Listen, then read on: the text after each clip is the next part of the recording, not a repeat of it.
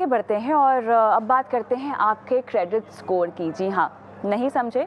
Credit score यानी आप बहुत सारे लोग इसको सिबिल स्कोर की तरह भी जानते होंगे।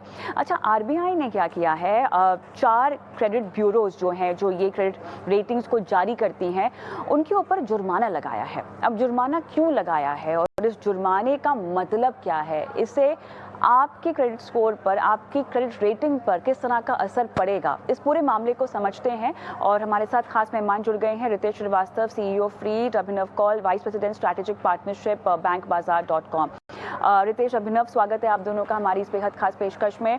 रितेश, आपके पास आऊंगी सबसे पहले, क्योंकि बहुत ज़रूरी है दर्शकों को ये समझाना कि किस तरह से आरबीआई ने ये फाइन जो है क्रेडिट ब्यूरो एजेंसीज पर फाइन लगाया है, जुर्माना उनको देने को कहा है। और जुर्माना जो है वो 24 से 26 लाख तक का है और इनएक्यूरेसीज डेटा में पाई गई है। आसान भाषा में मुझे समझना है रितेश कि ये किस तरह की डेटा में गफलत पाई गई है, क्या गड़बड़ी पाई गई है? थैंक यू कविता, शुक्रिया आपका बहुत बहुत। देखिए, जो आरबीआई ने एक स्टैट्यूटरी ऑडिट किया मार्च 2021 में, और ये 4 ब्यूरोज जो ट्रांस यूनियन सिबिल हो गया, एक्सपीरियन, इक्विफैक्स और हाइक्रिफ, इन 4 क्रेडिट ब्यूरोज का जब इन लोगों ने स्टैट्यूटरी ऑडिट किया तो वो डेटा कंप्लायंस और डेटा एक्यूरेसी के हिसाब से किया गया था। और उसमें आरबीआई ने ये पाया कि काफी इंफॉर्मेशन में इनएक्यूरेसीज थी। मतलब कस्टमर्स के बैलेंसेस जो थे वो एक्यूरेट नहीं थे, रिपोर्टिंग पेमेंट हिस्ट्री बैलेंसिंग नहीं थी, वो एक्यूरेट नहीं था। और आरबीआई ने इनको एक अपॉर्चुनिटी भी दी एक एक्सप्लेनेटरी स्टेटमेंट देने की। जब वो एक्सप्लेनेटरी स्टेटमेंट सेटिस्फैक्टरी नहीं लगी आरबीआई को, तो आरबीआई ने अक्रॉस द बोर्ड चारों ब्यूरोज को ये फाइन किया। और ये फाइन करीब 1 करोड़ अमाउंट हुआ चारों ब्यूरोज का मिला के, और 24-25 lakh between all the bureaus जो फाइन हुई, पेनल्टी हुई थी।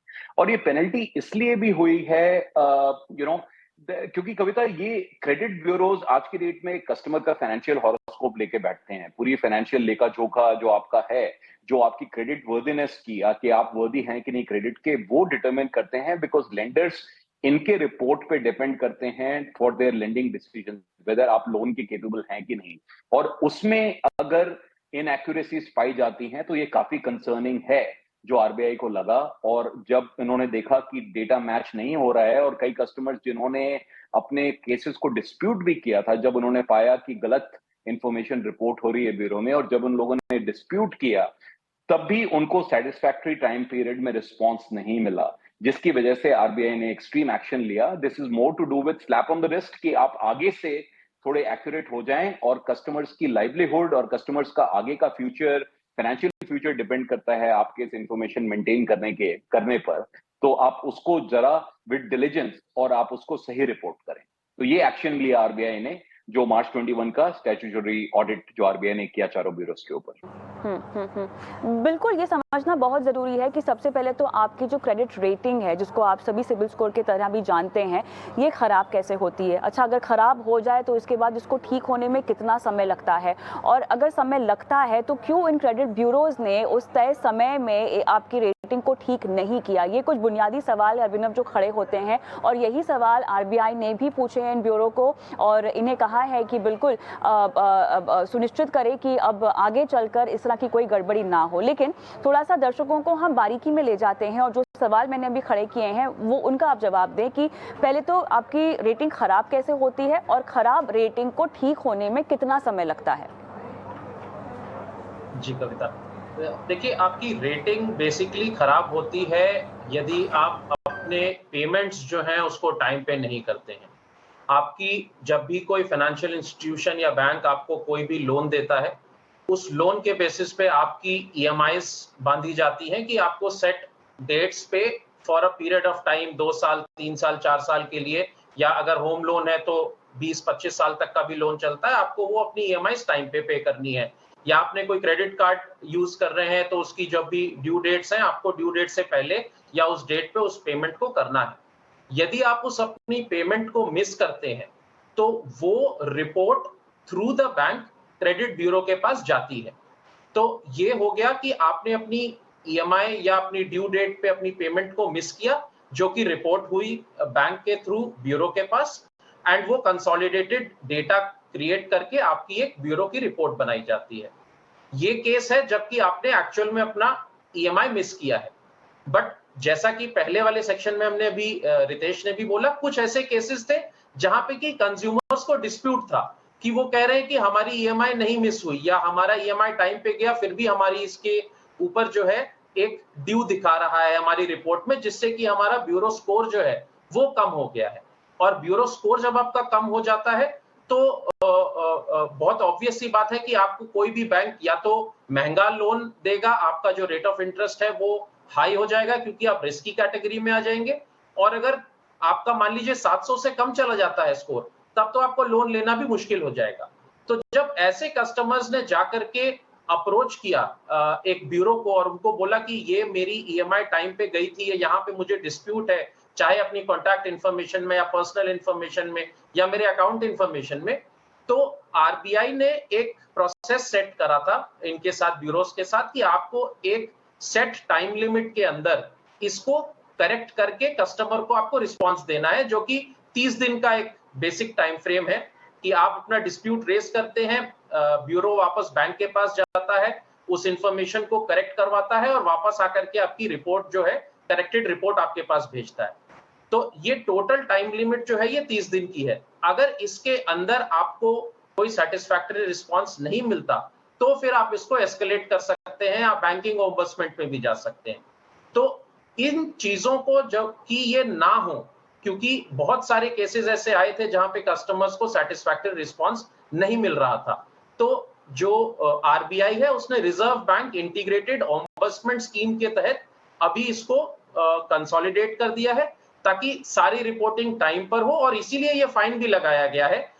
एक मैं कहूंगा टोकन फाइन है, टोटल चारों ब्यूरोस में मिला के करीब 1 करोड़ का फाइन है, 24 से 25-26 लाख के बीच में हर ब्यूरो पे ये फाइन आ रहा है। तो आई थिंक एक स्टेप है कि आरबीआई चाहता है कि कंज्यूमर्स को दिक्कत ना हो, कंज्यूमर इज द किंग का एक मैसेज दिया गया है यहाँ पे, ताकि Absolutely. आपको जी जी जी, तो रितेश अब मुझे यही समझना है, क्योंकि ये डिस्प्यूट यहाँ पर रेस किए गए हैं और मेरे ख्याल से ऐसी बहुत सारी शिकायतें हैं। हम अपने शो पर भी लगातार रितेश इस तरह के कई सारे सवाल लेते हैं जहाँ पर लोग यही कहते हैं कि ठीक है हमसे एक बार गलती हुई, लेकिन उसके बाद हमने सुनिश्चित किया कि हमने जितना भी बकाया अपने कार्ड पर या जो भी हमारी लाइबिलिटीज़ हैं उनकी पेमेंट्स टाइम पर की हैं, लेकिन फिर भी हमारा स्कोर नहीं सुधरता है। मुझे ये समझना है कि ये जब लाइबिलिटीज़ आप जो जिस भी तरह से आपका पेमेंट स्ट्रक्चर है वो एक बार आप स्मूदन कर देते हैं, एक बार आप उसमें डिसिप्लिन मेंटेन करना शुरू कर देते हैं और लगातार पेमेंट करते हैं, तो ये जानकारी बैंक्स क्या ब्यूरोज को नहीं दे पाए या ब्यूरो ये अपडेट नहीं कर पाया? ये लैप्स कहाँ पर है? क्योंकि ब्यूरोज तो बैंक्स और फाइनेंशियल इंस्टीट्यूशन से ये सारा डेटा लेता है ना रितेश? बिल्कुल सही कहा आपने कविता, और ये इन द आइडियल वर्ल्ड बिल्कुल ऐसे ही होना चाहिए, दैट जैसे जैसे आपने अपने पेमेंट्स कंप्लीट की वो ब्यूरोज को अपडेट करना चाहिए, बैंक्स को अपडेट करना चाहिए ब्यूरोज को। देखिए ये बात है मार्च 2021 की कविता, जहां पे as a country we are dealing with or as a economy or as a banking side they were dealing with 6 months of moratorium, जो 6 महीने का मोरिटोरियम आया और उसके बाद अगले 6 महीने और आरबीआई ने रिस्ट्रक्चरिंग विंडो खोला बैंक्स के लिए, राइट, जहां पे वो अपने कस्टमर्स को जिनको एक्सटेंशन करना था टेनर का और टर्म्स को चेंज करने थे उसका ऑप्शन भी दिया। तो इतना सारा क्वांटम जब एक साथ इकट्ठा हुआ तो ऑब्वियसली मैं ये बोलूंगा कि ब्यूरोज के पास काफी सारा डेटा अपडेशन का एक चैलेंज आया। और देखिए तब तक क्या हुआ है, बिकॉज ये सारी प्रोसेस जो है इवॉल्विंग है फॉर इकोनॉमी, जो हम एक रिटेल लेंडिंग इकोनॉमी जो हमारा साइज ग्रो कर रहा है, रिटेल लेंडिंग लोन बुक हमारा 5 गुना बढ़ गया है पिछले 5 सालों में, तो उसके कुछ तो रिपरकशंस होंगे और ब्यूरोज को, आरबीआई को, एज ए कंज्यूमर सबको एक अपने आप को स्टेप अप करना पड़ेगा इसके लिए, राइट। तो अब ब्यूरोज का क्या स्टेप अप है? ब्यूरोज का ये स्टेप अप है कि वो प्रोसेस करें इंफॉर्मेशन को जो बैंक से रिपोर्ट की गई हैं और उसको एक्यूरेटली रिपोर्ट करें। आरबीआई का ये है कि पहले रिपोर्टिंग पे आरबीआई ने अभी 2 गाइडलाइंस और निकाले हैं, कुछ 4 महीने पहले एक एनपीए रिपोर्टिंग की गाइडलाइंस आई थी जिसके तहत बैंक्स को अपना एनपीए रिपोर्ट ऑन टाइम करना पड़ेगा और almost on real time basis करना पड़ेगा। अब ये जब इंफॉर्मेशन जाएंगी ब्यूरोज के पास तो ब्यूरोज भी अपडेटेड रहेंगे। In my discussions with some of the bureaus और few of the bureaus I found out that between bank to bank there are various delays that they see as a bureau if I am suppose to, अगर मुझे information चाहिए bank से, banks to banks भी उनको information delay आ रही थी, कोई 30 days में मिल रहा था, कोई 45 डेज में मिल रहा था। तो आई थिंक स्टैंडर्डाइजेशन होना प्रोसेस में और एक स्टेबल स्टेट आना, जो हम बहुत ही रफ्तार से उस चीज के लिए काम कर रहे हैं, और I think everybody stepping up for that. So I think we will see that there will be more synchronization between the banks and the bureau, that will happen. And of course RBI ने भी इसका cognizance लिया है और उन्होंने भी इस problem को आइडेंटिफाई किया है। तो RBI ने बिल्कुल सही टाइम पे स्टेप इन किया है इस प्रॉब्लम में। और आई थिंक कंज्यूमर्स को ज्यादा रिपोर्टिंग साइड में परेशान होने की जरूरत नहीं है, बट फिर भी अलर्ट रहें कंज्यूमर्स इस पॉइंट के लिए कि आरबीआई ने मैंडेट किया है कि आप एज ए कंज्यूमर अपना, आपके पास एक क्रेडिट रिपोर्ट फ्री आपको मिलती है। तो कंज्यूमर्स उसको रेगुलरली चेक करते रहें, और जहां भी कुछ इनएक्यूरेसी यही एक चीज है रितेश जो इस पर मुझे हाईलाइट भी करना है, क्योंकि देखिए क्रेडिट रेटिंग आपकी अच्छी हो, इसके बहुत सारे फायदे हैं। सबसे बड़ा फायदा तो ये है कि हो सकता है आप जो लोन लेते हैं वो आपको थोड़ी सी सस्ती दरों पर मिले, और इसीलिए बहुत ज़रूरी है, जैसे रितेश भी कह रहे हैं, अभिनव भी हमारे पैनलिस्ट कह रहे हैं, कि आपको थोड़ा सा अलर्ट रहना होगा। और एक आध बारी अगर आपसे कोई पेमेंट मिस हो गई है, उसके बाद आपको ये पता है कि आपका स्कोर खराब हो गया है, लेकिन उसके बाद अगर आपने सुनिश्चित किया है कि आपने लगातार पेमेंट्स टाइम पे किए हैं, तो अभिनव क्या सही नहीं होगा कि एक बार अपनी क्रेडिट रिपोर्ट खुद लाकर आप चेक कर लें? ऐसा नहीं हो कि भैया जब अगली बार लोन लेने जा रहे हैं तो बैंक वाला बोल रहे हैं कि आपका तो स्कोर ही खराब है, आपको लोन नहीं मिलेगा। ऐसी स्थिति नहीं आनी चाहिए ना अभिनव? जी जी बिल्कुल बिल्कुल कविता, देखिए जो आपकी रिपोर्ट है एज अ कंज्यूमर, आपको उसको रेगुलर इंटरवल्स पे खुद से चेक करते रहना चाहिए। और ये आज की डेट में बहुत इंपॉर्टेंट हो गया है, क्योंकि आज से 10 साल पहले अगर हम जाएं तो ये ब्यूरो वगैरह इतने स्ट्रांग नहीं थे, ये डेटा इतना स्ट्रांग नहीं था, ये एनालिटिक्स इतना स्ट्रांग नहीं था। बट आज की डेट में आपको किसी भी प्रकार का कोई भी लोन चाहिए तो सबसे पहले बैंक जो है वो आपका ब्यूरो चेक करता है। ब्यूरो चेक करता है यानी कि आपकी पास्ट क्रेडिट हिस्ट्री चेक करता है, आपने लोन्स पे रीपेमेंट कैसी करी है, क्रेडिट कार्ड्स पे पेमेंट कैसी करी है। तो ये सबसे इंपॉर्टेंट और सबसे बेसिक चीज हो जाती है किसी भी लोन को अवेल करने के लिए।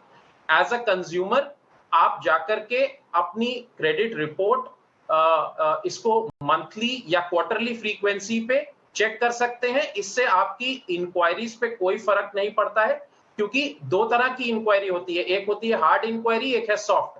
हार्ड इंक्वायरी तब होती है जब आप किसी बैंक से जाकर के लोन के लिए अप्लाई करते हैं और आप उस बैंक को एक कंफर्मेशन देते हैं कि हाँ अब आप मेरी ब्यूरो रिपोर्ट ले सकते हैं, तो बैंक जाकर के आपकी एक क्रेडिट के लिए इंक्वायरी करता है। बट जब आप खुद अपनी रिपोर्ट चेक करते हैं तो वो एक सॉफ्ट इंक्वायरी होती है, उससे आपके ब्यूरो रिपोर्ट पे या आपकी ब्यूरो स्कोर पे कोई फर्क नहीं पड़ता। और एज अ कंज्यूमर मैं कहूंगा हर कस्टमर को आज की डेट में रेगुलर इंटरवल्स पे अपना ब्यूरो चेक करना चाहिए, ताकि आपको कोई सरप्राइज ना मिले। आप जब आप लोन लेने जाएं आपको बैंक ये ना बोले कि आपका ब्यूरो खराब है, हम आपको लोन नहीं दे सकते या आपको महंगा लोन मिलेगा।